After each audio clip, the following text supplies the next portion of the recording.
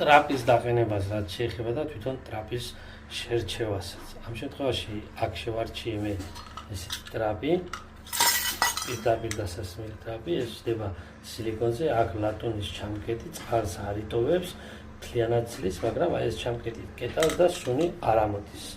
აი ასეთი ფორმით გამოიყოფა. ამას ახლა დავსვამთ სილიკონზე, შეგიძლიათ რეზინზეც დავსვამთ, მაგრამ სილიკონი სპეციალურ სილიკონზე რო დასვამთ, გარანტირებული არის, მეტალი არ უნდა დააზიანოთ, რომ შემდგომში არ განიცადოს კოროზია და შეგიძლიათ კავერი ესეც გააკეთოთ და აქ ფილად ჩასვათ, ან ამოატრიალებ ბაქს მოხსნით და ესე ჩასვამთ.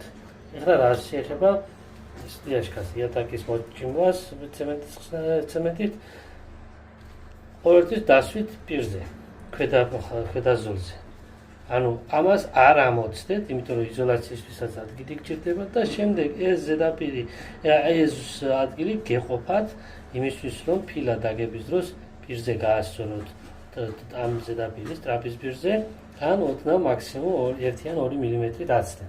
მეტი აცდენა გამოიწვევს, იქნება ულამაზო, შემდეგ მაგას ჭირდება წრეზე ეპოქსიდის ფუგის შემოვლება და გაირთულებ საქმეს, ასევე ვიზუალურად არ იქნება ეფექტური.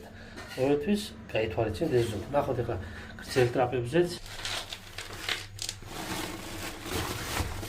ეს არის გრძელი ტრაპი, 30-იანი, არც ისე გრძელი არის.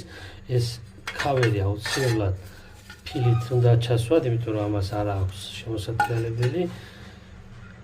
ქვედა ნაწილი, სადაც წყალი ნაწილდება, გროვდება და გადის არის პლასმასის და ეს უკვე წყალს იგროვებს, წყალს იჩერებს, იმისათვის რომ შემდგომში სუნი არ ამოვიდეს. აქაც გაითვალისწინეთ, ეს ადგილი ზუსტად უნდა დარჩეს ფილისთვის და იატაკის მოხეზე ანუ სტიაშკა უნდა გაკეთდეს აი ამ დონემდე, ეს არის ზუსტად მაგისთვის, ოდნავ დაბლაც არ იქნება ცუდი და შემდგომ გააკეთებთ იზოლაციას წრეზე.